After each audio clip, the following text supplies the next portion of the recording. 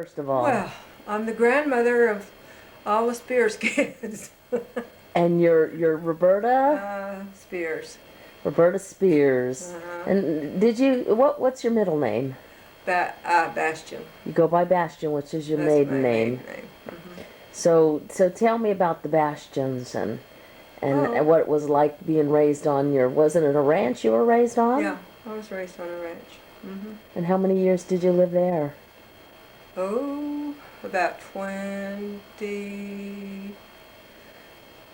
Oh, about 25 or 30 years, I Wow. think.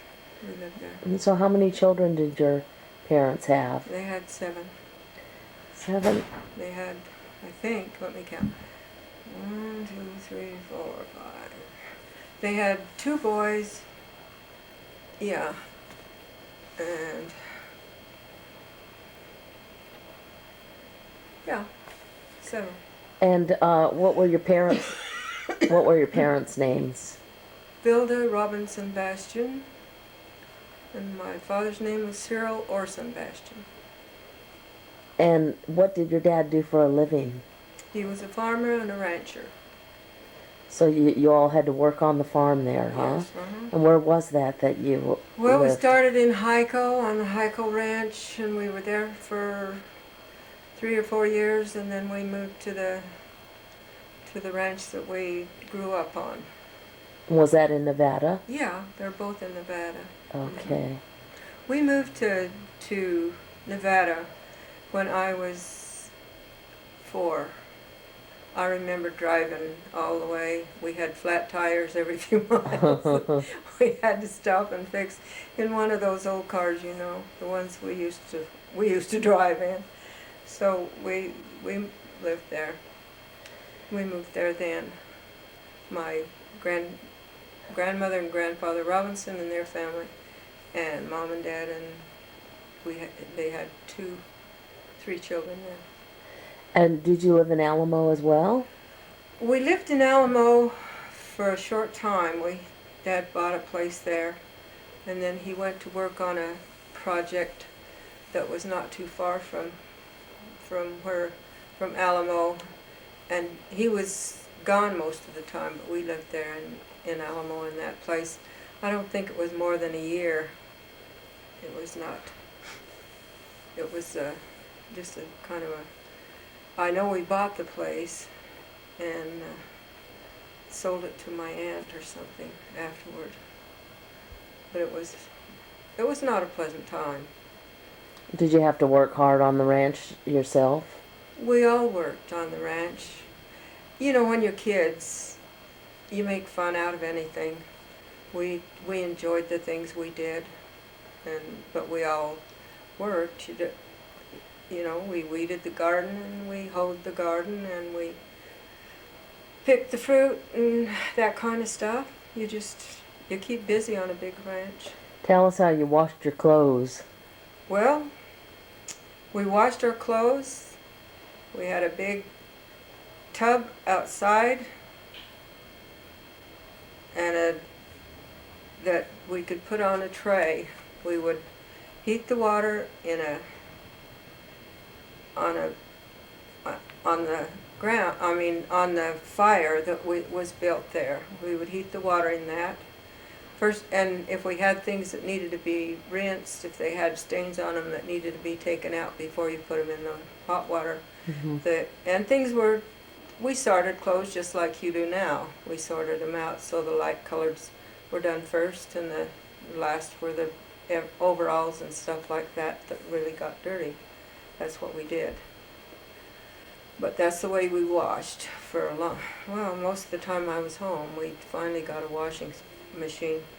We got one when Mom was pregnant with one of the kids that had a thing like this that you had to stand and push and pull. It was easier to scrub the clothes than it was to do that.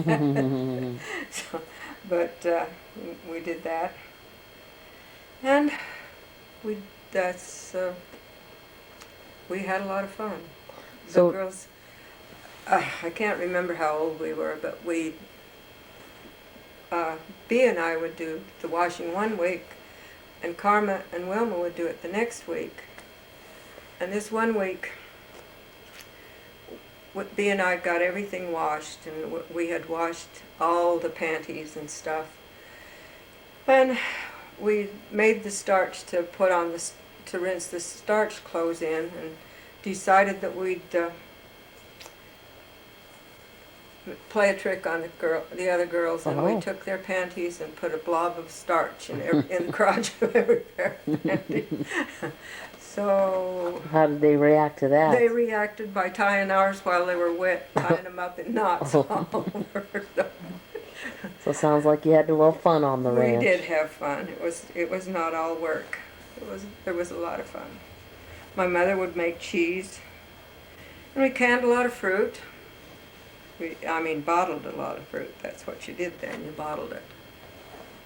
So did you have electricity? No. I was, I didn't leave there to go to work till I was 17. And it was after I left that they got electricity. So what kinds of things? Inside plumbing. That was from the Boulder Dam. They finally got it out that far in the state of Nevada. So what did you use to light your house before that? Before that, we had kerosene lamps and old Coleman lamps and things like that, and lanterns. If you went outside, you had a lantern to show you the way. So you really kind of lived like the pioneers did, didn't you? Yes, we did. We really did. Matter of fact, when I was very small, Dad even went to a job like the pioneers did. We went in a covered wagon from Enterprise, Utah, up to Kaibab Forest. He was working on the road that was being built through there. So we went up there and stayed there for a summer. And Mother cooked outside. They had rocks to set the stuff on. She cooked outside, and they did. That's what we did. So it was fun. How old were you? I must have been about 4, a little bit more. No, I must have been 3, because that was before we moved to Alamo, and it was not too long after that we moved to Alamo. Well, how did you get your Christmas trees at Christmas time for your home? Well, sometimes we didn't have one, but sometimes the ones we would go and cut them down when we got, I can't remember. We usually had a pine tree because Mother loved the smell of the pine, so we usually had a pine tree for our, but we always cut them down. Nobody, they didn't sell them. We just went to where we could cut them down. And how did you decorate them? Oh, we made those big chains of green and red that everybody has seen. We got the first one year we had, what do they call that stuff? That sparkly stuff. Tinsel? Tinsel. We had tinsel, and usually those little thin strips of icicles? Icicles, yeah, and had those, I think, most of the time. Did you string popcorn? We did that once, but that was all. It was no fun. Nobody liked to do it. Did you ever put candles on your trees like they did in the past? Yes, we did. You had little holders, about that big around, and you stuck the candle in it, and the clip that stuck on that clipped it onto the branch of the tree. But you couldn't leave that alone. You couldn't be gone very long if you had that. You couldn't walk off and leave it somebody had to watch it all the time, because if it got too close or a spark fell on one of the branches of the tree, it might set the tree on fire. So you had to be real careful. But well, I'm going to take a break here to just change position so I could get your eyes, because the sun is reflecting in your glasses, so I'll pause here for a Good. second That's and okay. come I'd back. rather you didn't.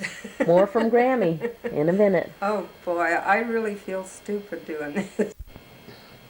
Okay, we're back with Roberta Bastion Speirs, grandma to all the Speirs and Colson clan. And we wanted to find out a little bit more about her past. And tell me about your grandfathers and your grandmothers, what their names were. Well, my grandmother's name was Alzina Trifini Lamro until she married my grandfather, who was Thomas Butler Robinson. Then her name was Alzina Trifini Robinson. She was 4 feet and 2 or 3 inches. No, she was about 2 or 3 inches tall. Grandpa was 6 feet 2. He'd hold his arm out like this, and she'd stand right under it. She was a sweetheart, a little dark-eyed. When she got mad, her little dark eyes would just sparkle at you, and you knew you had to be good. But, and she was always a sweetheart.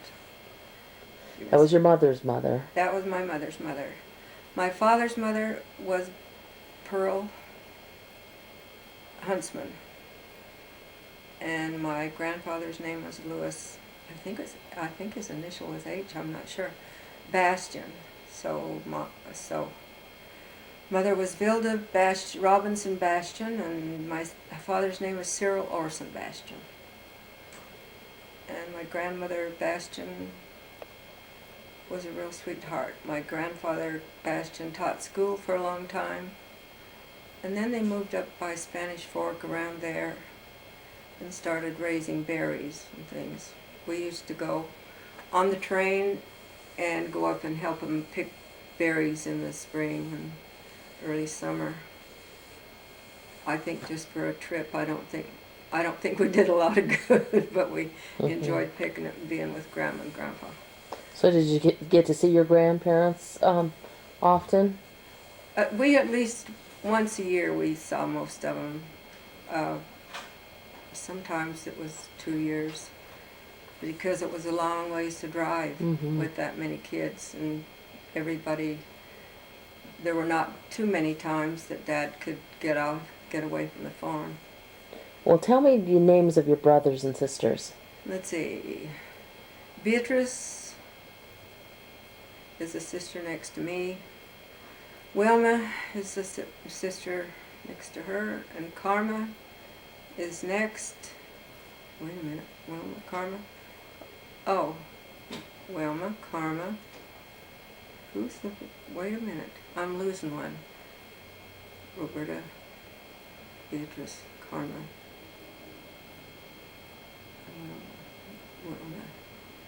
Oh well. Yeah, it's Beatrice. And then you've got Zina. And Zina, she didn't come till I was 14 years old. She was a change of life baby, I guess you could say. And your brothers? My dad's first son was born in September. Don't ask me what year, because I don't know. I can't think of it. Anyway, Cyril Weldon, I think, Bastion. And Grant was born 2.5 years later. And I can remember my dad saying to somebody, they asked him how many kids he was going to have, and said he was going to keep having them till he got him a son. And he did that, and then they had a little girl who was born when I was about 15, almost 16. Her name was Zina Pearl. Now, was she just kind of like your own baby? She was, I felt like she was. I'd keep her in bed with me and then take her in so Mom could feed her. Mother was not well when she carried her, and she wasn't well after she was born. So I kind of took over sleeping with her and taking care of her and stuff. I felt like she was mine. Well, I hear a lot of your siblings speak of you as if you were another mother to them. Well, as we got older, Mother and Dad left us more often on the ranch, and we kind of took care of each other. I know people nowadays feel like it's just a terrible thing to leave kids alone, and it is now. It's too worrisome. But where we lived and when we lived, that was not an extraordinary thing to do.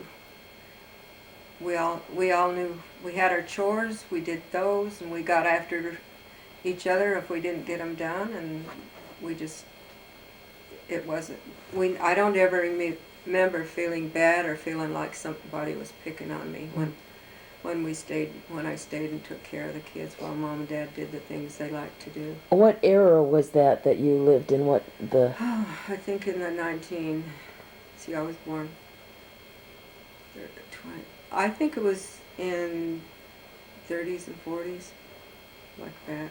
So that were you living 40s. on We the were living ranch on during the ranch. Depression? Yes, that was not Ah. that was not a jolly time, but we had we had food to eat, which is more than a lot of people had. We were always very thankful that we lived on the ranch, because it was we You could had provide for yourself. Yeah, we provided for ourselves. Selling things, you could hardly get anything out of them. That was just before the Second World War, and that was not a jolly time either. Mm. But the price of things came up. The price of commodities and all that kind of stuff, or I'm thinking about the things we sold, came up a little bit and made it easier on us. But there were sure a lot of kids, young people that got killed that we knew. We lost a lot of good people then. Now, you were a member of the Church of Jesus Christ of Latter-day Saints at that time, right? Oh yes, I was blessed when I was born, when I was a baby. I've always been a Latter-day Saint. And you were born in? I was born in Salt Lake City, Utah. On what date? August the 29th, 1923. And then you moved to Nevada from there. Yeah, I started kindergarten the year after we got there, so I was about 4. What are some of your youngest memories of your childhood? Well, Mother said I couldn't remember, but I do. When we lived in Salt Lake I have no idea what section or what, but we lived there, and in this, on weekends, Mom would fry apples. We had them, and then she'd bring them into the bed, and we'd all sit in the bed and eat fried apples. I've never had them since, and I don't think she ever cooked them since. But she said she did cook them, and that's I remember that. And then I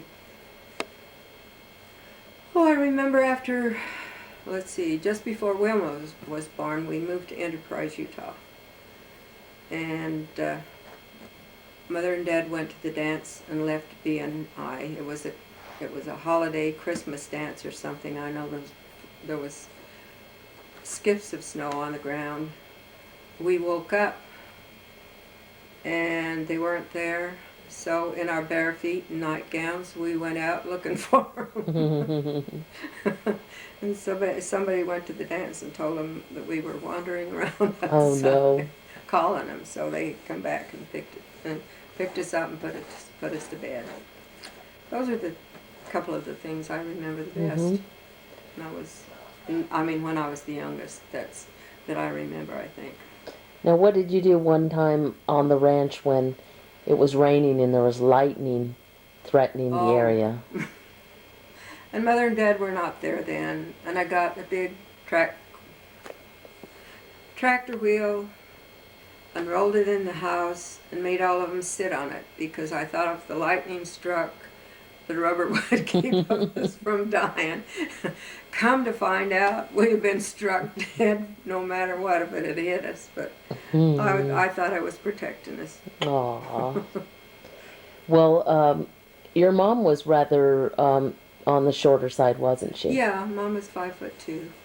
And That was why Dad always used 5'2", eyes of blue. Oh, what those my feet can do. Has anybody seen my gal?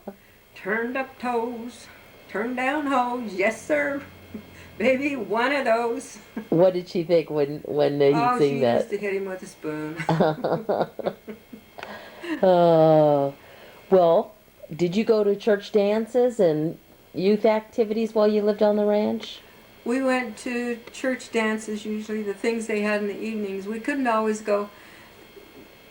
This was the time when you had meetings on Sunday and Wednesday and another day. Primary was one day. Sunday school and church were on Sundays. We tried to always go on those days, but we were not able to go very many times to primary and to mutual or MIA, whatever they called it then. We lived too far away and we didn't have the opportunity, so we didn't go to those meetings very much. Now, you went to a wedding reception in your later years, or I don't know how old you were, if you were in your 20s at that time. You went to a wedding reception and there was a gal that was trying to set you up with somebody, and Oh gosh. what's that story? Ina Cox brought a young man that was going to school that she thought I would like, and everybody was trying to get me married. I was 20 or 21, and that's too old. Everybody else my age was married. So they were all trying to help me get married. Ina brought this man home with her. And my sister and her husband brought Leo there, and they introduced me to Leo, and he never left me. He followed me. I kind of wanted to meet that other man, but he just kept he kept following me around. So I finally gave up and married him anyway. So where did you marry Leo Speirs? In the St. George Temple. St. George Temple. And how many years would you be married now? Let's see, we've been married 55 years. Wow. Then I guess this year would be 56. And what's your anniversary? June 10th. Wow, that's a long time. Yeah, it is. A lot of good years. And tell me the story of on your wedding day. Was it your wedding day where you left in a panel van? Yeah. After we went to, they had a big dance like they always had for newly marrieds, and Leo was working in California at that time. He came up in a old beat up, what do they call them, panel truck thing anyway, an old black one. And we packed all the wedding gifts and everything in it in the truck, and it started to rain, and I sit in the passenger seat, and he handed me an umbrella, and I sit there with the umbrella, and we drove off because the truck leaked. So there was a hole in the roof. There was a hole in the roof. And we drove off that way. I guess Mother just laughed about that all the time. She said it was the funniest thing she'd ever seen. Now Leo served in which war? He served in the Second World War. Mm-hmm. And that was before you met him, right? Yeah, it was. Did he know your family? Yeah, he knew Mother, knew her well. He worked in Allen's Cash in Caliandy, and that's where we bought our groceries and things. So he knew her. Mm-hmm. Did he do her any special favors? After he met me, he did. He would give us once in a while, some of the things that were rationed, like sugar, a little extra sugar, and things like that you had to have. We had stamps. I think it was stamps. So many stamps for different kinds of food, and I think we didn't have to worry about butter because we churned our own, but sugar and 2 or 3 other commodities were rationed, and you had to have stamps to get them when you went to the grocery store. Pepper. He used to tuck pepper in our order and stuff like that. Oh, that's sweet. My uncle always kept threatening him he was going to tell on him.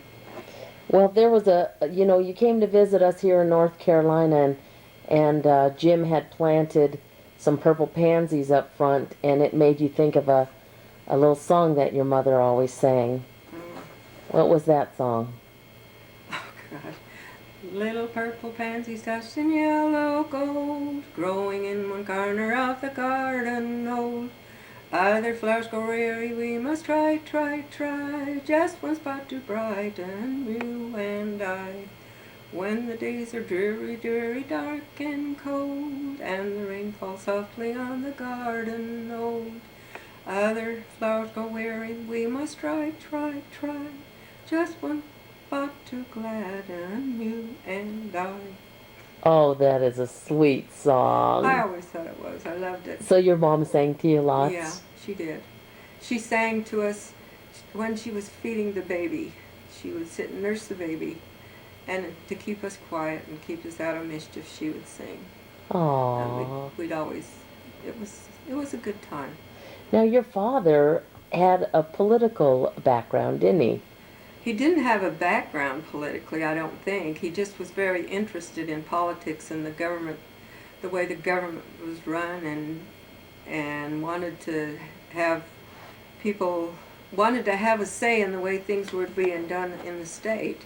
Well, did he serve in the legislature? Yes, he was in the legislature, 4 years, I think, or 5. For Nevada? For Nevada State Legislature.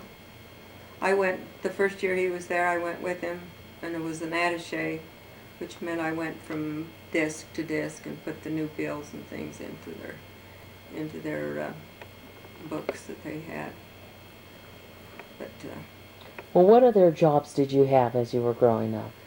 well, I worked in a store. I guess one of the first ones was I worked in a store. Combination of a store and one of those places where you drove by. People stopped and got gas, and they had a little store there. They sold things. This was in Alamo. They sold soft drinks and the kind of things they sell at those places. I worked there. Oh, let's see. Oh, I worked in a cafe, in a restaurant in St. George when Bea was getting her graduation degree, because Mother and Dad sent her there to finish it up, and I went with her, and I worked there. Then when the war started, after the war started, I went to Las Vegas and worked in the telephone office there for 2.5 years or so. That was just before I married Leo.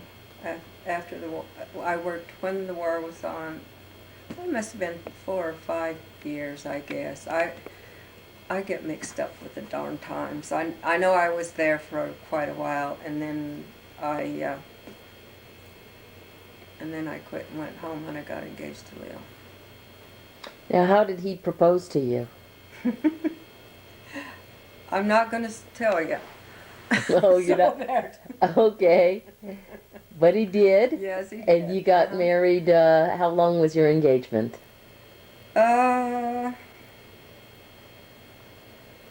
It wasn't very long. I can't remember.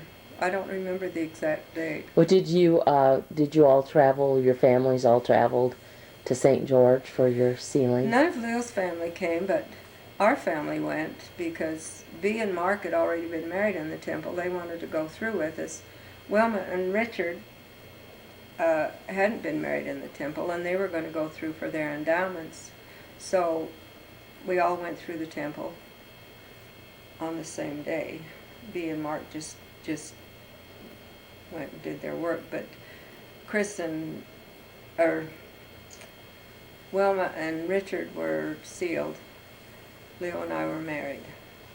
Yeah. Oh, that's nice. Well, I wanted to ask you a couple other questions. Um, I wanted to find out a little bit more about your family and when they started to come into this world, your own children. Well, I was real worried about that because we were married quite a while before I ever got pregnant. And I'm going to tell this because I think it's pertinent and because I want my grandchildren to know that Heavenly Father answers your prayers. We had wanted a baby a long time, and Lil was very active in the church. I was doing teaching in primary or something. I generally had some small job. I didn't feel adequate to do very many things. And we wanted a baby, and we prayed and prayed about it. And I got a call to be a stake missionary. And it was something I absolutely did not want to do. I just didn't want to do it. I knew I wouldn't be a good missionary. But Leo kept after me, and I decided to accept the call.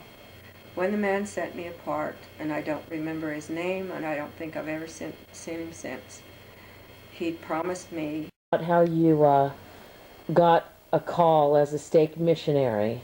Mm-hmm. And what was it you were thinking and what he said? When the man gentleman set me apart, he promised me that my greatest wish would be, I would get my greatest wish.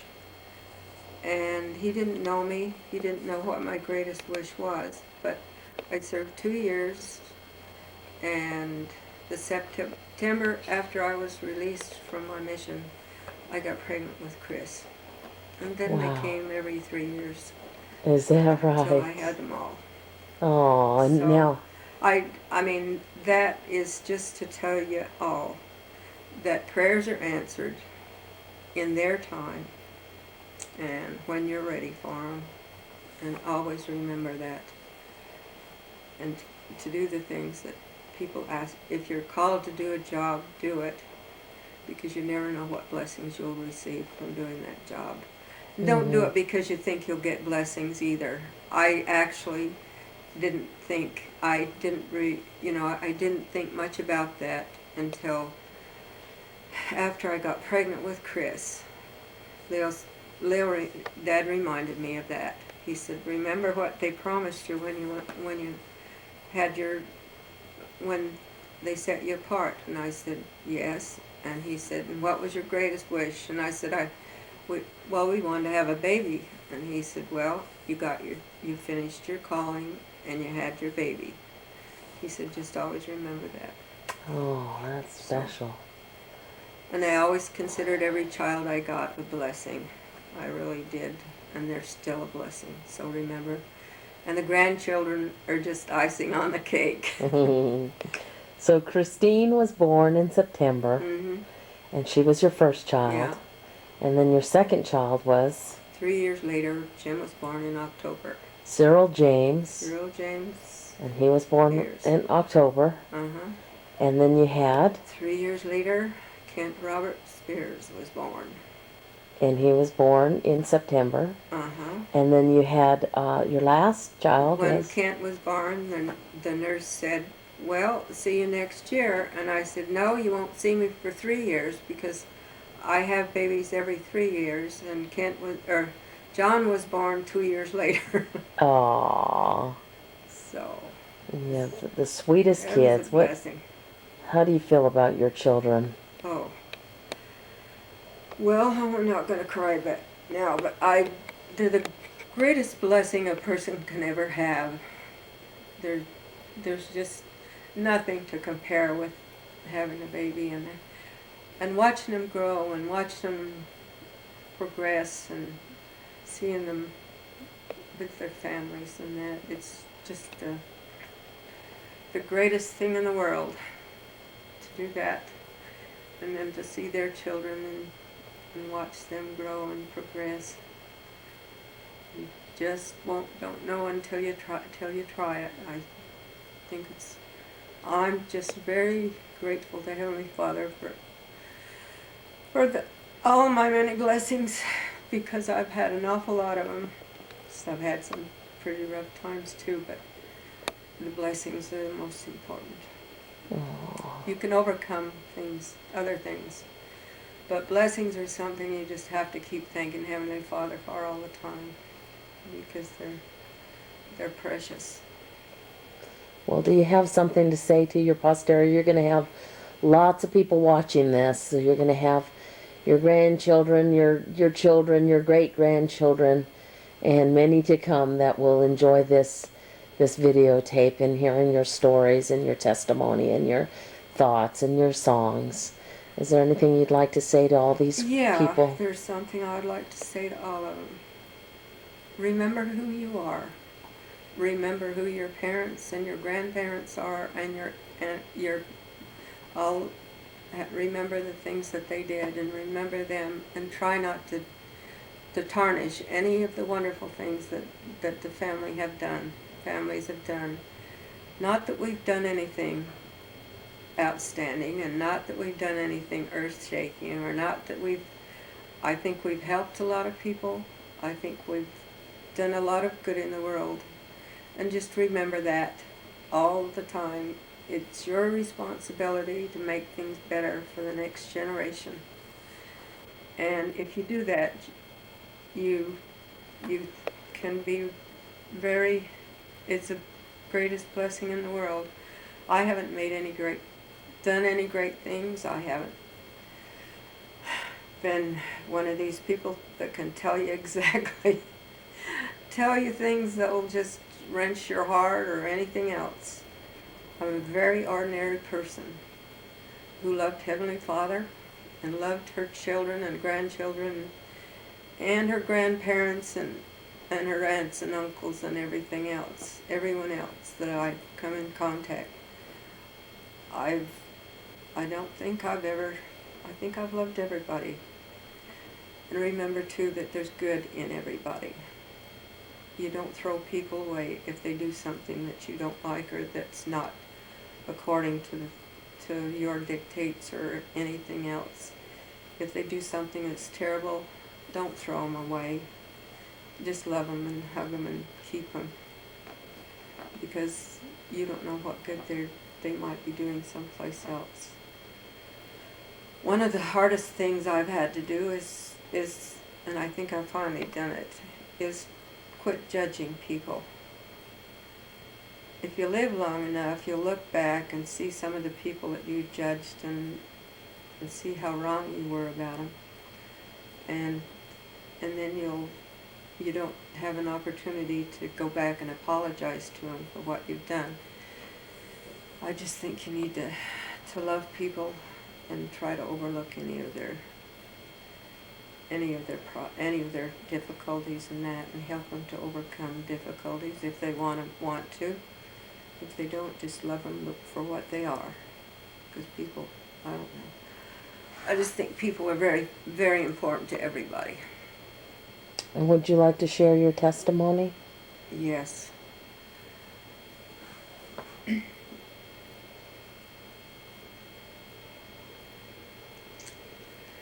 The Church of Jesus Christ of Latter-day Saints is the most wonderful church, has the best help for all people. I don't know much about any of the other churches, but I know that our church has done more good in this world. And we've never been in a big church or anything else, and the leaders of the church are wonderful and they're good leaders, but the people in the church are wonderful and they're good people, and they should always try to help each other and help people who need them.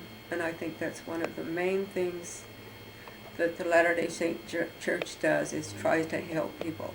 We're always the first one there in times of trouble for countries, states, or anything else. Our things get into the hands of the people who need them sooner than anything else, and nobody knows it, because we don't stand up and and yell about how wonderful we are. You do things because you know they need to be done, and because Heavenly Father loves you, and you should love everybody and do what you can for them. My testimony is that our church is doing that better than any other organization I know in the world. So, that's all. You want to wave goodbye to everybody? Yeah, and I hope you don't see this till after I'm gone. And that I love you and all that good Oh. stuff. You'll never know how much I love you. As you grow older, you'll realize how very precious each of you are, and always will be. We love you. Bye-bye. Bye.